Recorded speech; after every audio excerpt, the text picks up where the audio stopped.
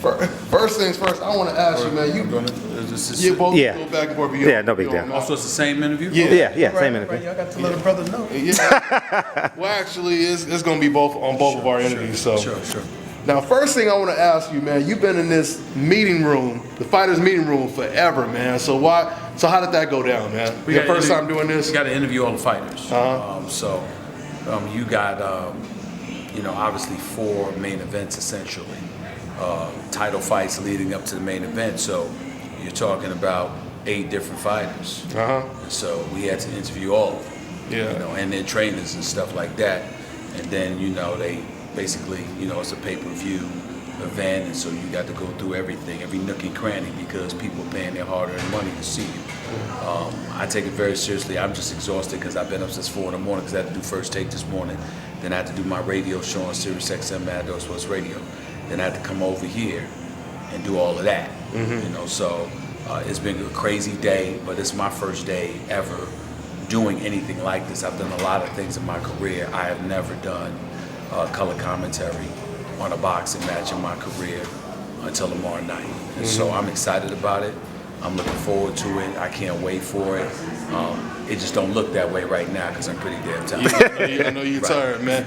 Let me just ask you real quick about the main event, man. How do you see the fight playing out, Jesse Vargas, Manny Pacquiao? It's hard to say.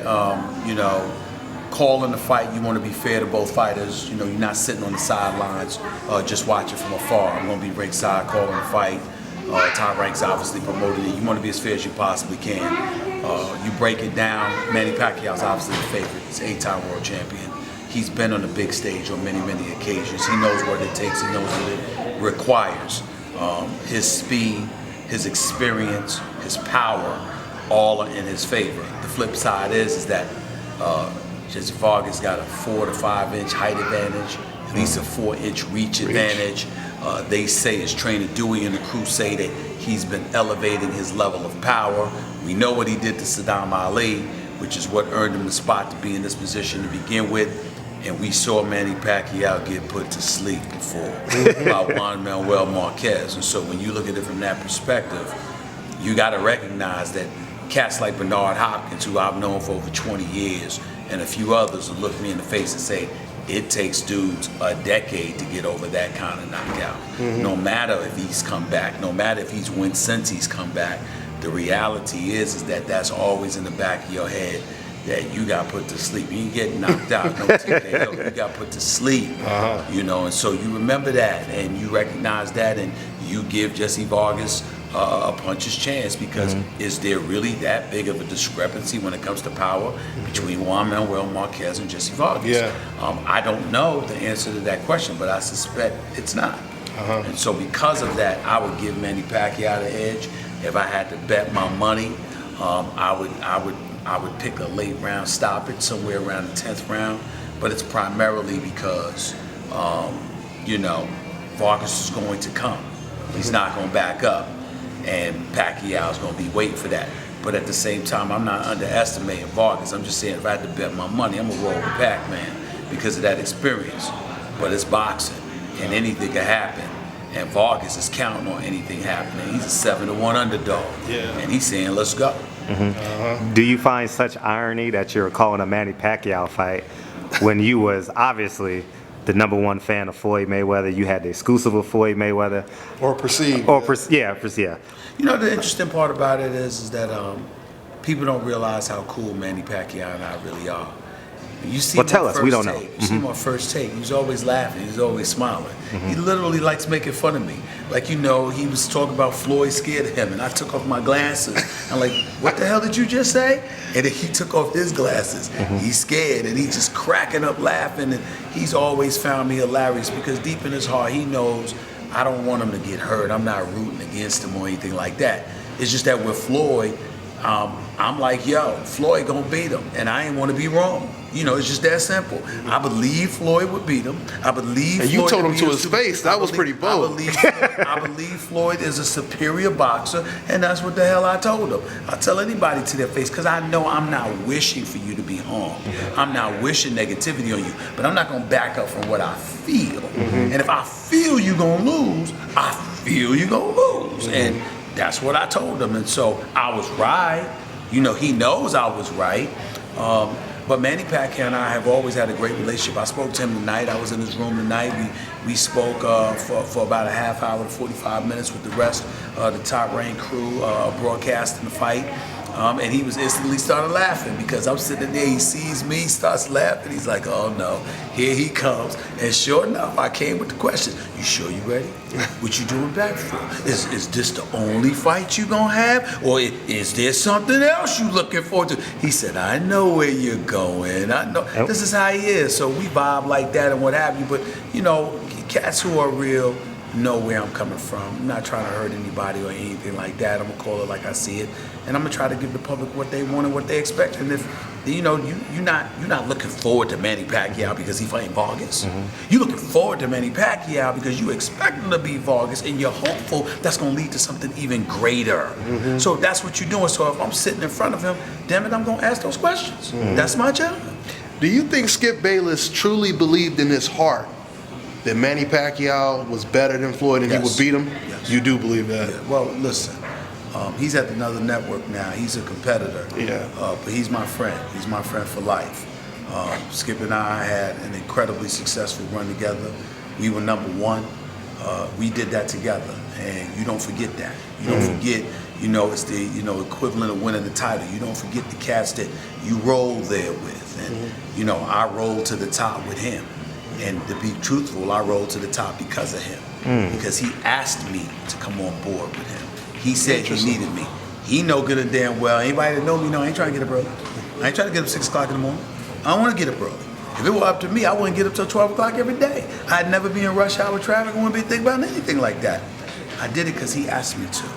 And so my career has been able to propel to extraordinary heights, in large part because he believed in me and trusted me and needed me and confessed to needing me to get to where we needed to go. And so, you know, a lot of times cats want to get at him or whatever, but they don't realize he mean what the hell he say. You know, whatever you want to say about Skip, he's authentic. He ain't playing. Is he really? Oh, no. He don't fake what he feel, bro. When that man tells you that he believe that Tim Tebow is better in the fourth quarter than Aaron Rodgers, he ain't playing. Now, y'all, people might sit up there and they might try to check him with it. What everybody's missing is that he always had his facts. And he come right back at you with it. This is how he felt. Now, I thought he was insane. And you know that. But I also knew he believed it. And he never faked anything that he felt. He knows I'm not going to do that. I speak from the real. I am who I am. I'm not apologizing for it. He's the same way. That's why we were what we were for years. And so now I got a guy like Max, who's ultra talented, incredibly smart and intellectual. Obviously his knowledge and expertise on boxing is not to be denied or disputed. And I think that he has an opportunity to fill those shoes. But no matter what shoes he fills, it doesn't take away from what he and I had together for 3.5 years. You don't forget stuff like that when you roll with cats the way we roll with one another. I got a lot to thank him for, and I'm gonna always be grateful because in some small way he's responsible for what I've been able to achieve because he was man enough to come to me and say, I need you. And I will always be incredibly grateful to him for that. And he will always be my brother from another mother for life. Did he ever give you heads up what he was thinking when he thought about leaving? Yes. Oh, he did. What did he say to you exactly? How did he feel? No, he was just thinking about it because you got to remember, our boss at First Take is not a boss at Fox. So it was always understood that it was possible. You know, he didn't want to leave. But here's the reality. I was the only reason he wanted to stay. You know, and at the end of the day, that man's 64 years old. He's been a journalist for over 40 years. He earned the right to be happy. And when you have a friendship, you don't deny somebody the opportunity to be happy. That man is in Southern California, living below palm trees, sunshine every day over 70 degrees, chilling. And that's what he wanted. And he earned that opportunity. And I got love for him. I'm happy for him. But he's on the other side now. Yeah. And I understand that. But just because I'm competing against him doesn't mean that I don't love him. And it it doesn't mean that I will ever forget what we mean to each other and what we've always meant to each other. I would be remiss to ask about the Black Lives Matter. You got 3 black men in it talking. I would be remiss. Did you hear Floyd Mayweather comments when he says Colin Kaepernick needs to worry about starting? He needs to stand up. He told him he needs to stand up and worry about starting as opposed to kneeling. And then he said all lives matter. He said Black Lives Matter are just followers, and we as black people basically need to follow directions. That's what he said. And of course, it was a lot of backlash and all kind of stuff. T.I. and a lot of people, they responded to that. What's your thoughts? I don't agree with it. I think that as black people in this nation, particularly black men, it's incumbent upon us to be conscientious observers, to recognize trials and tribulations that we go through, if nothing else. Everybody is not going to conduct themselves the way Colin Kaepernick elected to conduct themselves. But just because you don't agree with it because it's something that you would not have done yourself, doesn't mean that you condemn him in any way for having the courage to make that decision. You respect that brother, you appreciate him, and more importantly, you honor his conscience because you know that we're the only ones that's going to do that. The other side, they ain't gonna give him that kind of love. Ain't nothing but vitriol, venom, and hostility that's coming his way. But having said all of that, I think we need to be careful as a community and how harshly we come down upon our own who say things that we don't disagree with. Floyd Money Mayweather is not a politician. He's a professional boxer. You asked him a question, he may not have that kind of conscience. Lil Wayne made news the other day. That wasn't pleasant to watch. It wasn't pleasant to watch. He came across really, really bad, which is why he ultimately apologized.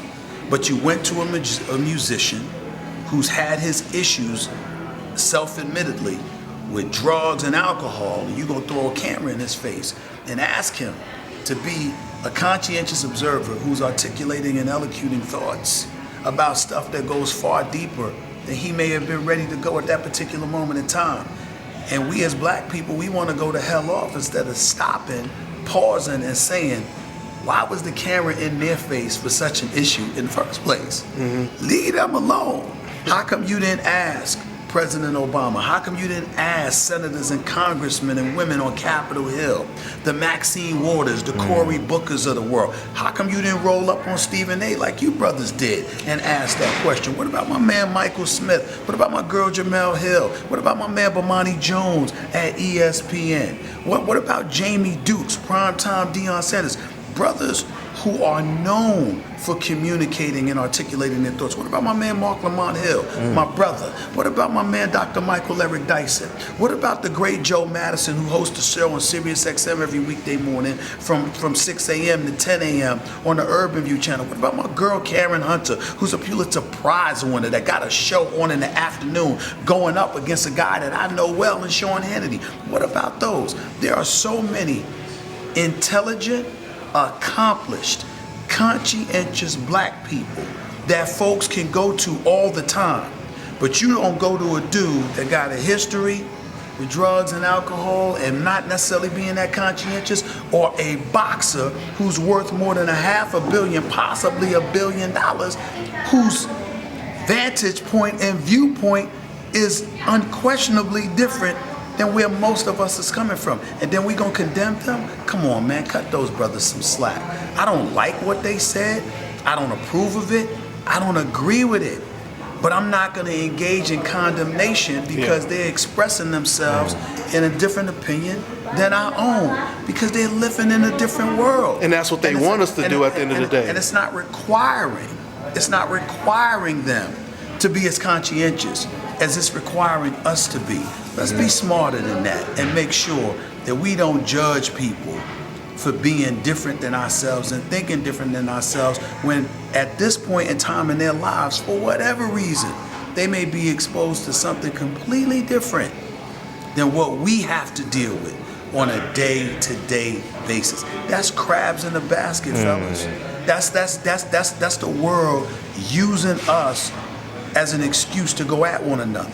And then some people gonna look at me and I'm no fool now. They're gonna look at me, they gonna say, Stephen A., who the hell is this dude? This dude getting on brothers all the time, blah, blah, blah, blah, blah. Let me answer that right now. You goddamn right I do. And I will continue to do that. But for this reason, because I'm pissed off that they're failing. Because I want them to succeed. I want brothers not to get suspended for smoking some weed and blowing millions of dollars. Or you can't get off the sauce, or you get yourself suspended, or you get yourself banned from a league because of domestic violence and stuff like that. I want brothers to succeed. I don't want brothers to fail. So when I'm calling you out, it ain't to condemn you and to act like you ain't worth a damn and who gives a damn about you. It's to say, get it together so you can be all you can be, because that's what I want for you. There's room for all of us to succeed. There's no reason for us to sit up there and to be messing up our opportunities that we worked lifetimes for to propel ourselves to this level. You got a guy like Josh Gordon for the Cleveland Browns. Yeah, I respect the fact that you got a problem. I understand and I appreciate that. But you had a problem 2 years ago and 3 years ago and 4 years ago. How many violations do you need? And then not only that, you get suspended. But the commissioner modifies his own rule and allows you to come back with the team while you're suspended so you can practice with them and train with them. So when your suspension is lifted, you ready to go. So he lets you come like 4 or 5 months in advance. And 1 week before you eligible to return, you insert yourself, check yourself into a rehabilitation clinic. We gotta do better. We gotta do better. And you ain't helping us if you gonna stand idly by and come to the defense of that level of ignorance or that level of irresponsible behavior. Yeah, you might have a problem, you might be inadequate, whatever, but you were supposed to be getting help. What were you doing? And what about your teammates? RG3 there, he played college ball with you.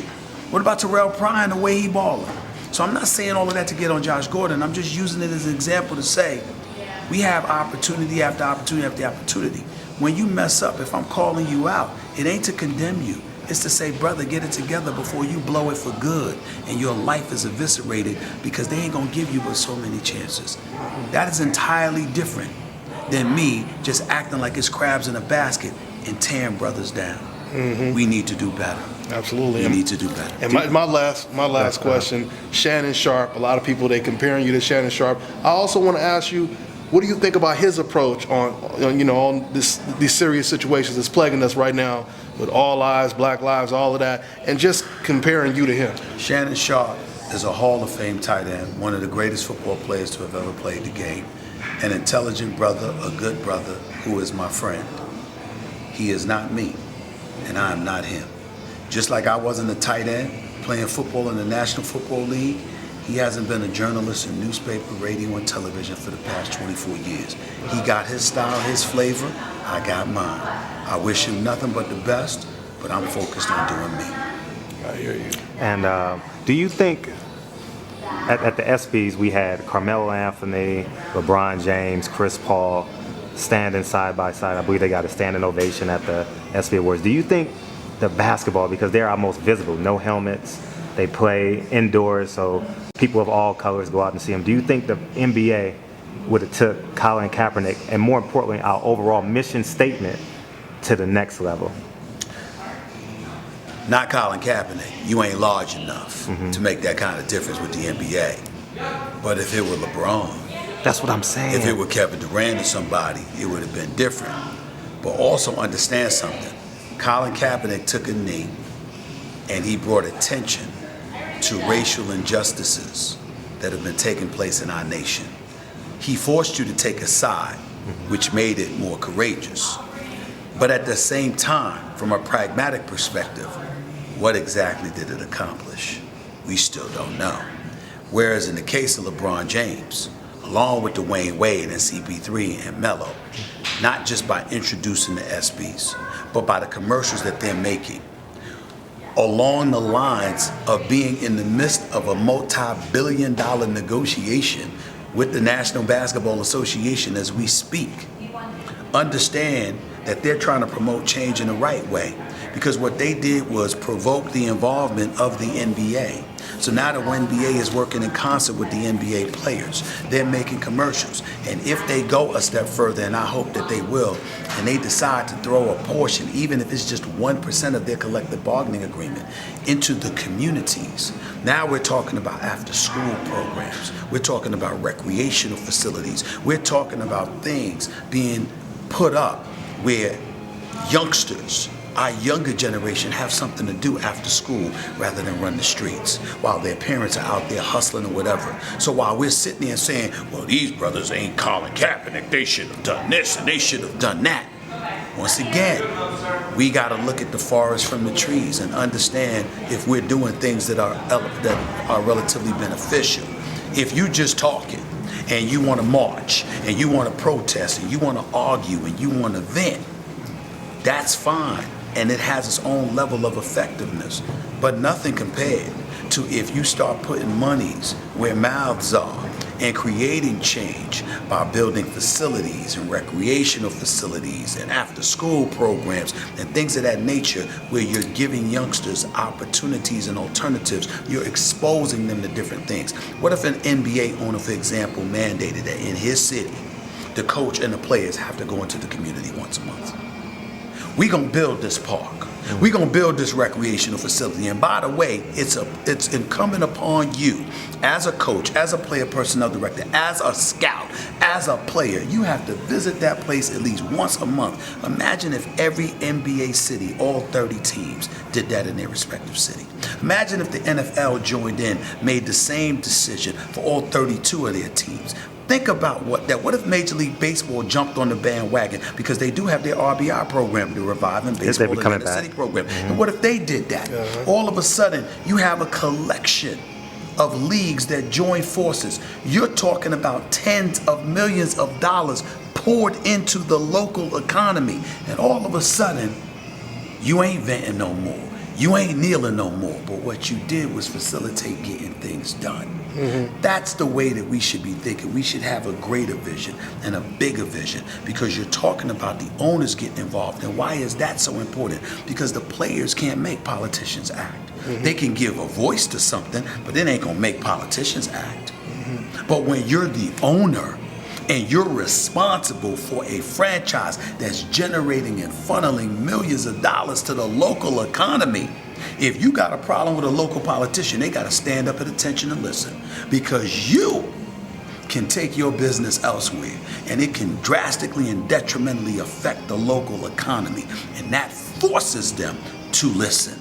So it's not just about the players speaking up, it's about the players speaking up in a fashion that provokes the owners to get involved and use their considerable influence to affect politicians who make decisions that directly and drastically influence our lives.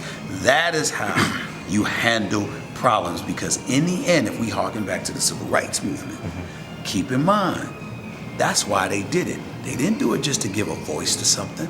They did it to force politicians to act, to turn transgressions and iniquities into laws that would benefit and favor us and eliminate those iniquities that were exacted against us as communities. They didn't want to just march and speak and vent.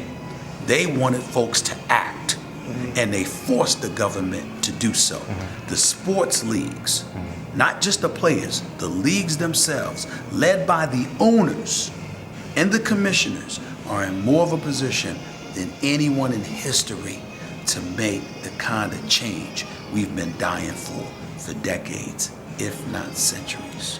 Shannon Sharpe, he said if we really want to make change, we need a white athlete to take a stand. You agree with that? Aaron Rodgers. He used Aaron Rodgers, right? Did he? Well, he said that to Skip Bayless a lot of times. It would be nice, but I'm not sure you need it. I'd like to have it, but you don't need it. One of the things that we have to respect is this: white folks ain't black. Yeah, you can sit up there and not, perform acts of hatred, prejudice, racism, violence, whatever, against different segments of our populace.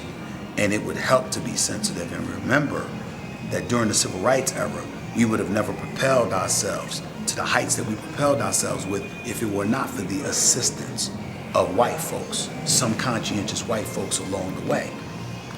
But in order to provoke and spark them to do that, we have to be careful about crying about racism every chance we get. Because when we mention the word racism and we're looking at white people, they're thinking we're talking about all of them, not that we're talking about some of them. So we got to make sure that we highlight intelligently, look, we're talking about some and the way you act, not all. Or just the ones that's committing the crimes and getting away with it as well. I'm saying, you're talking about that. We got to make sure we do better, because if you bark into somebody's face and telling them they ain't shit, how incentivized do you think that's going to make them to help you? It's just common sense sometimes. It's just the way it is. And now people will look at me and they'll say, well, you know, who the hell is he to say something like that? Well, our very own president was talking about Black Lives Matter, acknowledged that he supported them, but also encouraged them to listen. And don't just protest everywhere. You got to a point where you saw them protesting the Republican candidates and the Democratic candidates. Well, here was the problem. Ain't one of them gonna be president. So don't you need to take a side? Because you're gonna need somebody. If you alienate both, where's that gonna get you? It's just a question. It's the kind of thing that we have to be mindful of. Because a lot of times I support causes, but I'm sitting there going like this, that ain't the way to handle it. That ain't gonna get it done. And when you get older, you ain't in to futility. You ain't into doing something that pays no dividends. It's gotta show that there's something at the end of the tunnel. You can't just be barking to be barking. You can't just be venting to be venting. It's about getting it done. And are you doing that? That's what we need to ask ourselves. And you know, we're a resolute people, man. We strong, we're special. You know, God made us, we're one of a kind. But at the same time, sometimes that friction, that stress gets to us to the point where all other voices here, all other people here, is noise coming from us. They hear problems all the time. It's not solutions. And it's just the approach in corporate America. And I learned this a long time ago. Never go to a boss with just your problems. If you don't have solutions, leave the boss alone. Because they ain't gonna like you. Because no boss just wants to hear problems. Accountability is a solution though, right? Nope, it's not a solution. Accountability is highlighting the problem and giving you a conduit as to where the solution lies. But it ain't a solution. The solution is the actual act of solving a problem. You have to bring a solution to people. You have to be fixated on that. Because if you don't, nobody's gonna wanna hear you. No matter how right you are. Black people ain't wrong. Everything we say, how we've been victimized as a nation of people for decades, if not centuries, is right. We are not wrong. The problem is that how are you gonna tell somebody who's white, hypothetically speaking, that was born in 1970, that they responsible for slavery? How are you gonna do that? Listen, how are you going to do that? How do you expect that white person to listen? But that's not what the people are saying. That's how they perceive it, though. I'm not saying that's what they're saying, but your message is all about whether or not it's received. It's not about what you want to say. It's about what you want to be heard. And if you know you're speaking to somebody that ain't gonna hear you, then it should come upon you to speak in a fashion where they will hear you. You can't just sit up there and say, this is the way it is, and this is the way it is, and it's wrong, it's wrong, it's wrong. Bam, and that's it. It doesn't work that way. In the field of communication, we are taught, pay attention to your audience. Make sure you know how they hear something. That's how you reach them. Not by you just spewing. It's by talking in a way that makes sure your audience hears you. That is your responsibility as a communicator. And if you don't feel that way, shut the hell up. Because that means you're just talking for yourself. You ain't talking to be heard. You talking to vent. No, you're supposed to be talking to be heard. So you gotta think about your audience. You got to think about how they're going to receive what you're saying and say, okay, how can I best get this message across to them where they're going to hear it, inhale it, grasp it, and do the kind of thing they need to do. That's what it's all about. When I talk to young brothers and sisters, that's what I try to tell them. Because I'm 48, I got mine. I'm 49, I'm sorry, I got mine. Things that we need to do as a community. So you do what you can, you pray a lot, you donate money, you donate your time and energy and what have you, and you move on from there. But in the end, it's about being conscientious enough to tell people what they need to hear and tell people what they need to do, not just what they want. Anybody can appease you to get you through the moment. Almost like it says, you can take a horse to water, but you can't make them drink. It's about making sure you facilitate somebody drinking, not just taking them to the pond. You got to be about that. And I don't think enough of us are thinking like that. We are God-fearing people, we decent people. Black people are the most special people on this earth as far as I'm concerned. I'm not against anything, but I love my people. But part of that love is being real enough to tell us what we do wrong sometimes. And by the way, I'm not perfect. I do things wrong. I'm not right all the time, but I'm always righteous. I never, ever, ever walk into a situation looking to hurt my own, because I love us too much. And to see us hurting each other sometimes, just because we want to vent, ain't always the way to go. And that's what I'm trying to say. A lot of us, there's a lot of people in our community, far more intelligent, far more accomplished, far more knowledgeable than me, that have so many answers. How come we don't listen to them enough? I gave you a bunch of names earlier. How come we don't listen to them enough? Hell with Stephen A. I'm doing sports, man. I'm trying to handle my business, and I'm trying to bring a perspective that transcends the world of sports when I can. But when I say Joe Madison and Dr. Michael Eric Dyson and Mark Lamont Hill and Karen Hunter and Mark Thompson, my man Roland Martin, I mean, the list goes on and on. There are so many loving brothers and sisters who are doing so much. They in the trenches fighting for us. We ain't listening. I got one. I gotta run. I'll walk with you. I'll walk with you. I got one question. Two-part question. The NBA is 80% black. Do you think that, you mentioned boss, do you think that they should have a black union? And two, do you think What are you talking about, a black union? a black athlete for the NBA? The NBA is 80% That's what, black. but they don't control their own destiny. Wait a minute. No. Okay. They could. That's what Chris Paul is a black man. But he's not. Michelle Roberts, but what? But it's not a black union, meaning our needs are not being met. That's insane, bro. Articulate that. That's insane. Articulate. Chris Paul is a black man, highly intelligent, highly accomplished. So was Derek Fisher prior to him? Michelle Roberts is a black woman, highly accomplished. The players' union. Mm-hmm. What sense would it make if you're an NBA player? Why would you want to have a separate union filled with black NBA players and shove out the other NBA players? Why would you want to do that? You're all under the umbrella of the NBA. In addition to. No. Why not? Because that's all the money's in one pot. They all sharing it. They're all a part of it. It's not like white folks are making this money and black folks are making. No, I'm not talking about the product. salary, not the salary cap.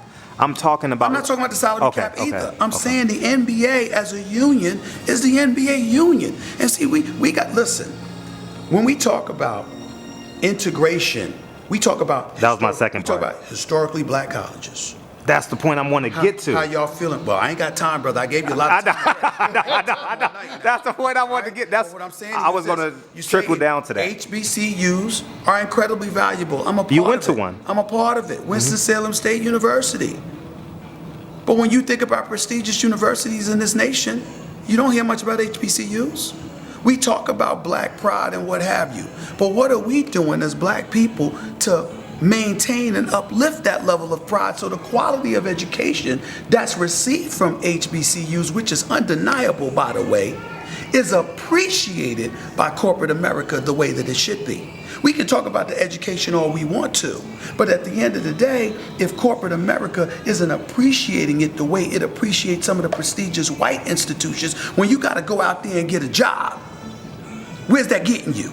And in no way am I discouraging anybody from going to an HBCU. I'm saying inhale, embrace, and understand the challenges that come along with it. I knew that me being from an HBCU was not going to stop me. I ain't give a damn what anybody said. I was going to take that education from an HBCU and I was going to propel myself to new heights because I was that dude. I believed in me enough. I was going to make that happen. I ain't give a damn what anybody said.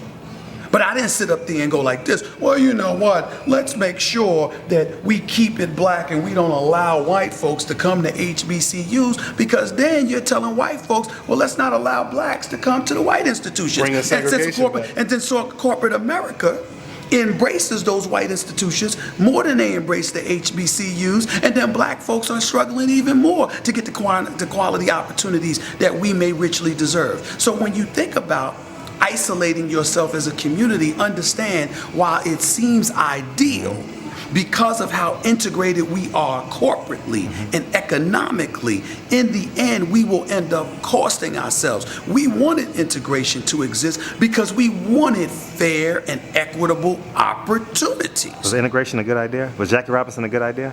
In some people's eyes, maybe. In some people's eyes, not. You have to ask people far more intelligent than me that question. The way I look at it, I want access to what they have access to, so I can do what they did.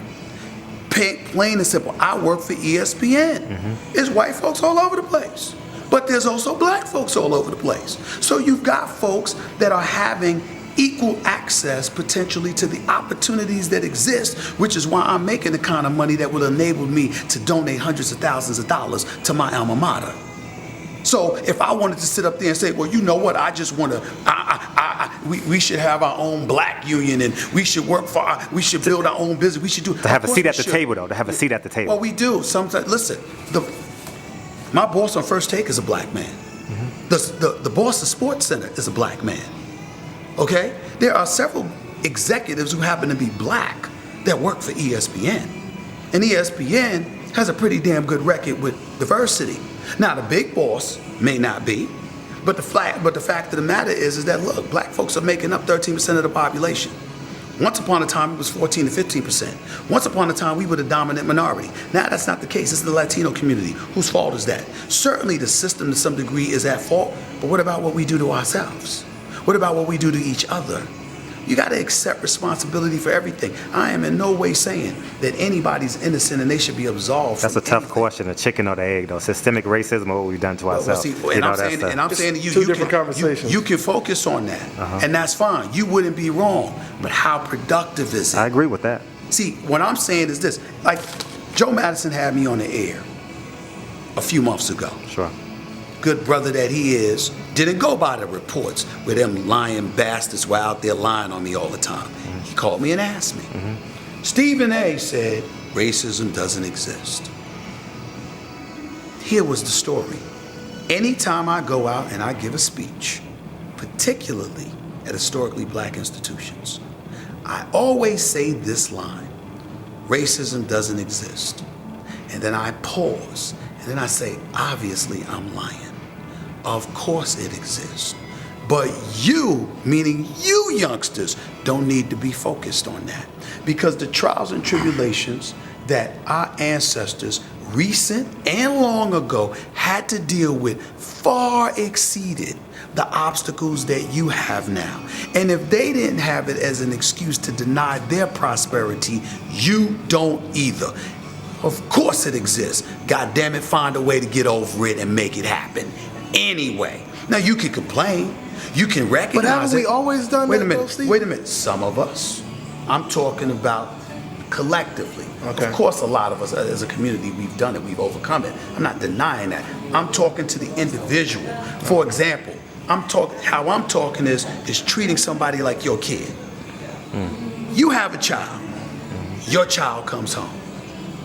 He got F's. She got F's. Man, teacher racist. You don't want to hear that. Because you handle your business, get your grades. Handle your business. Yeah. I don't care, figure it out. Naturally, yeah. Now, obviously, we know it's unfair. We gonna find a way to try to deal with that teacher. We gotta talk.